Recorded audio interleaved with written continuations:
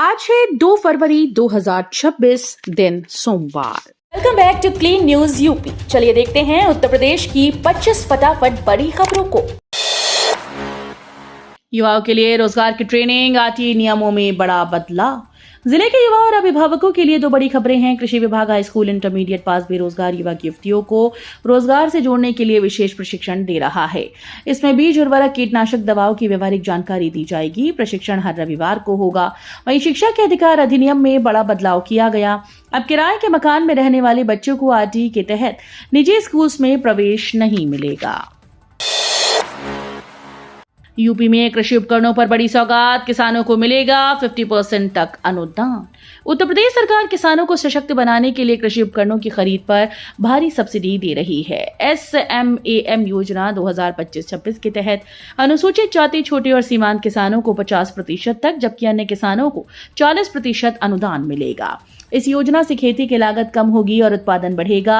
नवानगर के सहायक विकास अधिकारी ने किसानों से अपील की है कि वे किसी भी दलाल के झांसे में बिल्कुल ना आएं। यूपी की छात्राओं के लिए बड़ी खुशखबरी, हर जिले में बनेगा गर्ल्स हॉस्टल। उत्तर प्रदेश की छात्राओं के लिए बजट से बड़ी राहत खबर सामने आई।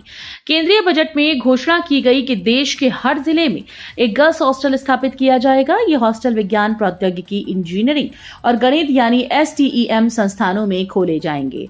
यूपी के 75 जिलों में गर्ल्स हॉस्टल बनने से छात्राओं को सुरक्षित आवास मिलेगा और उच्च शिक्षा में उनका पंजीकरण बढ़ेगा। वर्तमान में उच्च शिक्षण संस्थानों में 54.76 लाख विद्यार्थियों में 29.80 लाख छात्राएं हैं। नए भारत और विकसित भारत की झलक, बजट में हर वर्ग का रखा गया ध्यान। केंद्रीय बजट को लेकर मुख्यमंत्री योगी आदित्यनाथ ने इसे नए भारत और विकसित भारत की संकल्पना को साकार करने वाला बताया। उन्होंने कहा कि बजट में रेल कॉरिडोर, आयुष और हेल्थ सेक्टर के साथ महिलाओं पर विशेष फोकस किया गया है। छात्राओं और कामकाजी महिलाओं के लिए छात्रावास निर्माण की घोषणा सराहनीय है। सीएम योगी ने कहा कि ये बजट युवाओं को नए अवसर देगा, अर्थव्यवस्था को गति देगा और किसानों, उद्यमियों व आम नागरिकों का जीवन सरल बनाने में सहायक होगा। बजट 2026 पर अखिलेश यादव का तंज, बोले शेयर बाजार और गिरेगा। केंद्रीय बजट 2026 को लेकर समाजवादी पार्टी के राष्ट्रीय अध्यक्ष अखिलेश यादव ने भाजपा सरकार पर तीखा हमला बोला। अखिलेश यादव ने सोशल मीडिया प्लेटफॉर्म X पर पोस्ट करते हुए कहा कि भाजपा सरकार से पहले ही किसी को उम्मीद नहीं थी तो उसके बजट से क्या उम्मीद की जाए। उन्होंने शेयर बाजार में आई गिरावट पर तंज कसते हुए कहा कि सवाल ये नहीं कि बाजार कब खुलेगा, बल्कि ये है कि आगे और कितना गिरेगा। बजट में कंटेंट क्रिएटर्स को बड़ी सौगात, स्कूल कॉलेज में खुलेंगी 15,000 लैब। केंद्रीय बजट में कंटेंट क्रिएटर्स और डिजिटल युवाओं के लिए बड़ी खुशखबरी है। वित्त मंत्री निर्मला सीतारमण ने घोषणा की है कि देश के स्कूल और कॉलेजेस में कंटेंट क्रिएटर लैब स्थापित की जाएगी। इसके तहत 15,000 माध्यमिक विद्यालयों और 500 कॉलेजेस में AVGC यानी एनिमेशन, विजुअल इफेक्ट्स, गेमिंग और कॉमिक्स से जुड़ी लैब खुलेंगी। Indian institute of creative technologies इस पहल में सहयोग करेगा। यूपी बोर्ड सख्त, नकली और महंगी किताबें बेचने पर होगी कड़ी कार्रवाई। यूपी बोर्ड के स्कूल में अब नकली और अनाधिकृत किताबें बेचने वालों पर सख्त कार्रवाई होगी। बोर्ड सचिव भगवती सिंह ने JD, DDR और DIOS को नियमित निरीक्षण के निर्देश दिए हैं। कक्षा 9वीं से 12वीं तक केवल अधिकृत पुस्तकों की बिक्री सुनिश्चित की जाएगी। परिषदीय स्कूल्स में दिव्यांग शिक्षकों की होगी जांच, ब्लॉकवार बनेगी सूची। कुशीनगर समेत प्रदेश के परिषदीय स्कूल्स में कार्यरत दिव्यांग शिक्षकों के प्रमाण पत्रों की अब सख्ती से जांच की जाएगी। बेसिक शिक्षा विभाग ने फर्जीवाड़े पर अंकुश लगाने के लिए ये कदम उठाया है। DG स्कूल शिक्षा के निर्देश पर BSA ने सभी खंड शिक्षा अधिकारियों को अपने अपने ब्लॉक में तैनात दिव्यांग शिक्षकों की सूची तैयार करने के आदेश दिए हैं। तय समय सीमा में प्रमाण पत्रों का सत्यापन कर रिपोर्ट भेजनी होगी। वाराणसी को बड़ी सौगात, अंतर्देशीय जलमार्गों के लिए बनेगी जहाज मरम्मत प्रणाली। केंद्रीय बजट 2026-27 में वाराणसी के लिए बड़ी घोषणा की गई। वित्त मंत्री ने बताया कि वाराणसी और पटना में अंतर्देशीय जलमार्गों के लिए आधुनिक जहाज मरम्मत प्रणाली स्थापित की जाएगी। इस पहल से जल परिवहन को मजबूती मिलेगी और संचालन अधिक सुरक्षित व सुगम होगा। वित्त मंत्री के अनुसार जहाज मरम्मत सुविधा शुरू होने से स्थानीय स्तर पर रोजगार के नए अवसर पैदा होंगे और क्षेत्रीय अर्थव्यवस्था को गति मिलेगी। अलंकार अग्निहोत्री का ऐलान, अब आंदोलन करेंगे शुरू, इस्तीफा वापस नहीं लेंगे। यूजीसी के नए विनियम के विरोध में राज्य प्रशासनिक सेवा से इस्तीफा देने वाले अलंकार अग्निहोत्री ने बड़ा बयान दिया। उन्होंने साफ कहा कि वो अपना त्यागपत्र वापस नहीं लेंगे और अब एक नया आंदोलन शुरू करेंगे। अलंकार ने इसे मुख्यमंत्री के खिलाफ एक व्यक्तिगत लड़ाई बताया। उन्होंने SC/ST एक्ट को लेकर कहा कि इसका सवर्णों के खिलाफ दुरुपयोग हुआ है। साथ ही यूजीसी के नए विनियम को भारत की आत्मा पर चोट और काला कानून करार दिया। पूर्वोत्तर रेलवे में स्वच्छता और हाई स्पीड रेल कॉरिडोर से बढ़ेगा सफर का आराम। रेलवे में दो बड़ी खबरें सामने आई हैं। पूर्वोत्तर रेलवे ने गोरखपुर, छपरा और ऐशबाग स्टेशन को क्लीन स्टेशन घोषित किया है। इन स्टेशन से गुजरने वाली 75 ट्रेन की प्रतिदिन सफाई सुनिश्चित की जा रही है और क्लीन ट्रेन योजना के तहत 162 ट्रेन में ऑन बोर्ड हाउसकीपिंग सर्विस भी उपलब्ध है। वहीं रेलवे बजट में Delhi Varanasi high speed rail corridor को मंजूरी मिली है। कानपुर से होकर गुजरने वाला ये कॉरिडोर 3.5 घंटे में दिल्ली की यात्रा संभव बनाएगा। 30 जनवरी 2026 का मंडी भाव। कानपुर के खुले बाजार में 30 जनवरी 2026 को अनाज, दलहन, तिलहन, तेल, गुड़, शक्कर और सर्राफा बाजार के ताजा थोक भाव जारी किए गए। गेहूं, चावल और दालों के दाम सामान्य रहे, जबकि अरहर और कुछ दलहन में मजबूती देखने को मिली। तिलहन, खाद्य तेलों के भाव स्थिर रहे। आटा, मैदा, सूजी के दाम में कोई बड़ा बदलाव नहीं हुआ। सर्राफा बाजार में सोने और चांदी के भाव ऊंचे स्तर पर कारोबार कर रही हैं। कानपुर में ऑनलाइन ऑटो चालकों का प्रदर्शन, 5 किलोमीटर नियम के खिलाफ रोष। कानपुर के निराला नगर रेलवे ग्राउंड में सैकड़ों ऑनलाइन ऑटो चालकों ने विरोध प्रदर्शन किया। उनका कहना है कि यातायात पुलिस के द्वारा लागू किए गए 5 किलोमीटर क्षेत्र नियम ने उनकी कमाई पर असर डाला। इस नियम के कारण वे लंबी दूरी की बुकिंग नहीं ले पा रहे और पुलिस के द्वारा चालान काटे जा रहे हैं। ऑनलाइन ऑटो चालकों ने प्रशासन से नियम में राहत देने की मांग की ताकि वे यात्रियों को आसानी से सेवाएं दे सकें। कानपुर के लेदर उद्योग को नया संबल, IGCR स्कीम से बंद इकाइयों में लौटेगी उम्मीद। कानपुर और आसपास के लेदर उद्योग के लिए केंद्रीय बजट 2026-27 में राहत की खबर मिली है। करीब 1000 छोटी बड़ी लेदर इकाइयों में से कई पर बंदी का संकट था, लेकिन बजट में IGCR स्कीम के विस्तार और यूरोपीय देशों के साथ हुए मुक्त व्यापार समझौते से उद्योग को नई जान मिली है।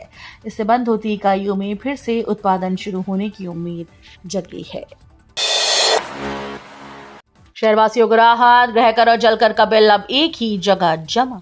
शहरवासियों के लिए बड़ी सुविधा शुरू होने जा रही है। अप्रैल 2026 से गृहकर और जलकर के बिल एकीकृत होकर एक ही बिल में जमा होंगे।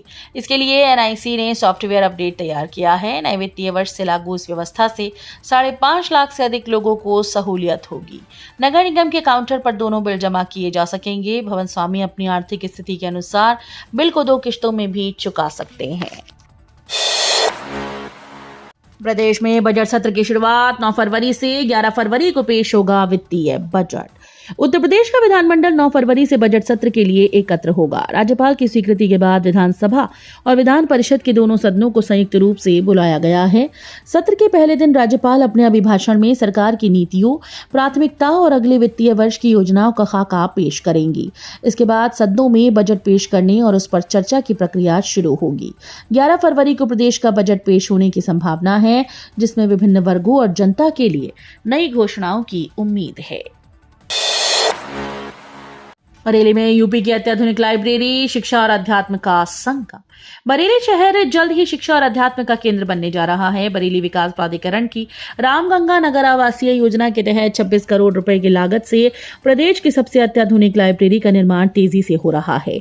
लाइब्रेरी मुख्यमंत्री के ड्रीम प्रोजेक्ट का हिस्सा है और आधुनिक शिक्षा के साथ प्राचीन वैदिक ज्ञान को भी पुनर्जीवित करेगी। 5578 वर्ग मीटर में फैली लाइब्रेरी में सैकड़ों शोधार्थी और छात्र एक साथ अध्ययन कर पाएंगे। 5 साल बाद बरेली बांदीकुई पैसेंजर शुरू, आगरा राजस्थान का सफर हुआ आसान। 5 साल बाद 54, 3, 5, 6, 5, 5 बरेली बांदीकुई पैसेंजर का नियमित संचालन फिर से शुरू हो गया। शुक्रवार रात बरेली से गाड़ी 9:15 पर चलेगी और शनिवार दोपहर 12:53 पर बांदीकुई पहुंची। वहीं शनिवार दोपहर 5:45 पर बांदीकुई बरेली पैसेंजर रवाना हुई और फिर से रविवार सुबह 6:55 पर बरेली पहुंची। गुजरात में देश का पहला बैरियर फ्री टोल 2 फरवरी से शुरू होगा ट्रायल। गुजरात में हाईवे यात्रियों के लिए बड़ी सुविधा शुरू होने जा रही है। सूरत जिले के कामरेज क्षेत्र में 84 टोल प्लाजा पर देश का पहला multi lane barrier free toll तैयार हो गया। अब टोल पर ब्रेक लगाने या लंबे कतार में रुकने की जरूरत नहीं होगी।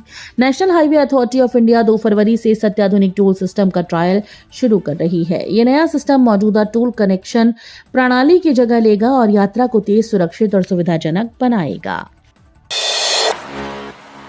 श्री कृष्ण जन्मभूमि मामले में मीडिया को चेतावनी, गलत रिपोर्टिंग पर होगी अवमानना कार्रवाई। इलाहाबाद हाईकोर्ट ने श्री कृष्ण जन्मभूमि और शाही ईदगाह मस्जिद विवाद से जुड़े मामलों में मीडिया को चेतावनी दी। अदालत ने कहा कि किसी भी भ्रामक या गैर जिम्मेदाराना रिपोर्टिंग को बर्दाश्त नहीं किया जाएगा। ऐसा करने वालों के खिलाफ अवमानना की कार्रवाई की जा सकती है। न्यायमूर्ति अवनीश सक्सेना की एकल पीठ ने श्री कृष्ण जन्मभूमि मुक्ति निर्माण ट्रस्ट के अध्यक्ष आशुतोष ब्रह्मचारी की अर्जी पर ये आदेश दिया। सीएम योगी की चेतावनी। मुख्यमंत्री योगी आदित्यनाथ ने संत शिरोमणि रविदास जी की 649वीं जयंती पर 12 बिरवा कानपुर रोड स्थित संत रविदास मठ में लोकार्पण कार्यक्रम में कहा कि विभाजनकारी ताकतों को कभी सिर उठाने नहीं दिया जाएगा। उन्होंने बताया कि 649 वर्ष पहले काशी के सीर गोवर्धन में संत रविदास का प्रकटीकरण हुआ, जिसने समाज को एक भारत श्रेष्ठ भारत के निर्माण की दिशा में आगे बढ़ाया। संत रविदास की उपासना जीवन में कर्म प्रधानता, मन की शुद्धता और लोक कल्याण की सीख देती है, जो आज भी प्रासंगिक है। काशी विश्वनाथ मंदिर में श्रद्धालुओं के लिए सुविधा। गुजरात भक्त ने दान किए 5 गोल्फ कार्ट।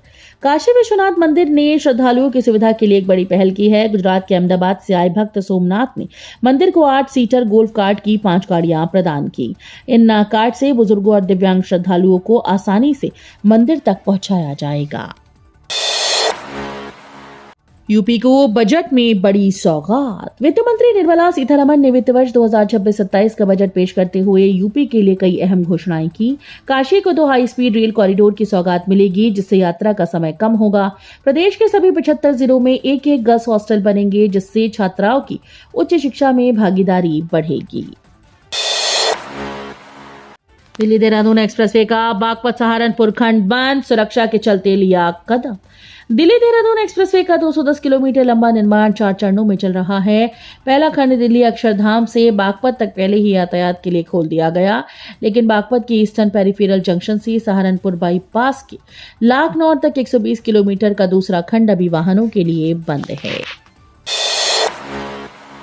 त्रिवेणी संगम पर आस्था का महासागर। माघी पूर्णिमा पर 1.82 करोड़ श्रद्धालुओं ने लगाई डुबकी। माघी पूर्णिमा के पावन अवसर पर त्रिवेणी संगम पर आस्था का अद्भुत दृश्य देखने को मिला। दोपहर 2 बजे तक लगभग 1.82 करोड़ श्रद्धालुओं ने संगम में डुबकी लगाई। शिवयोगी मौनी बाबा ने दंडवत परिक्रमा कर संगम में स्नान किया। हर हर महादेव और जय गंगा मैया के जयकारों के बीच भक्तों ने आस्था का प्रदर्शन किया। बजट 2026 में पशुपालन क्षेत्र को मजबूत बनाने का कदम, डॉक्टर और अस्पताल बढ़ेंगे। केंद्रीय बजट 2026 में पशुपालन और पशुधन स्वास्थ्य पर खास ध्यान दिया गया। प्रदेश में 2202 पशु चिकित्सालय और 267 पशु औषधालय हैं, लेकिन 30% पद खाली। Loan linked capital subsidy scheme के तहत प्राइवेट वेटरनरी और पैरा वेटरनरी कॉलेज, अस्पताल, डायग्नोस्टिक लैब और ब्रीडिंग फैसिलिटी खोली जाएंगी। इससे गाँव में ज्यादा डॉक्टर और स्टाफ उपलब्ध होंगी।